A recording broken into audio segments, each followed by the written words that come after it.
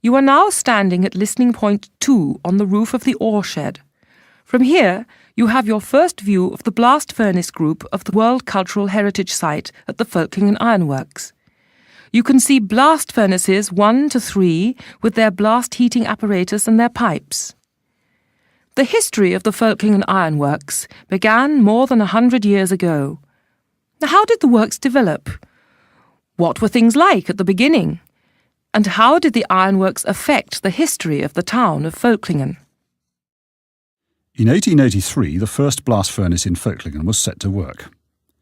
The site for this industrial settlement, which was the last iron and steel works to go into production in Saarland, was of course not selected by accident.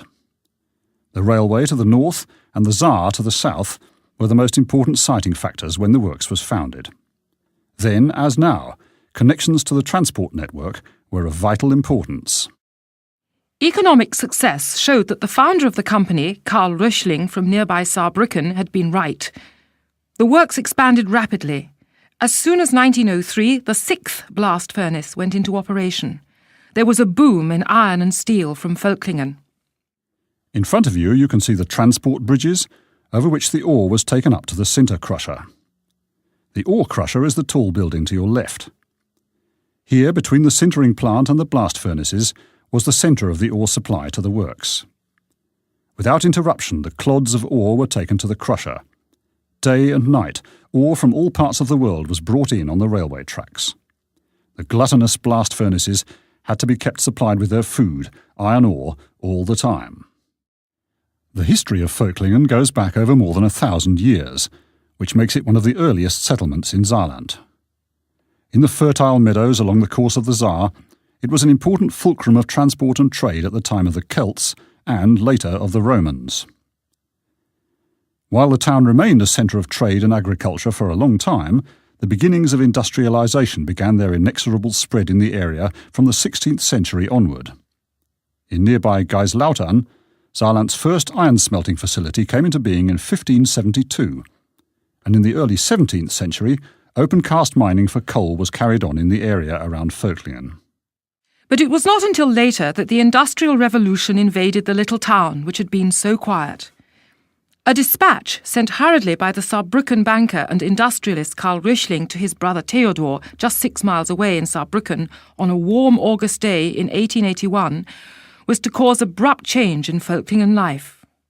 Dear Theodor, I have great news for you. Yesterday I bought Völklingen at 270,000 marks without the ore concessions, after I had bid 250,000, including concessions, in vain. Karl Röchling had of course not actually bought the whole of Völklingen, but what he was able to announce was the successful conclusion of an agreement on the purchase of a steelworks which had been lying unused for some time. It was the beginning of the unprecedented rise of an industrial enterprise. The situation of the industrial settlement promised economic success. The Saar, which had been rendered navigable, and the railway, which had been built in the mid-19th century along the river, offered the very best of transport facilities for man and material. Karl Röchling pushed ahead fast with the development of the ironworks. In 1882, the foundation stone was laid for the first blast furnace.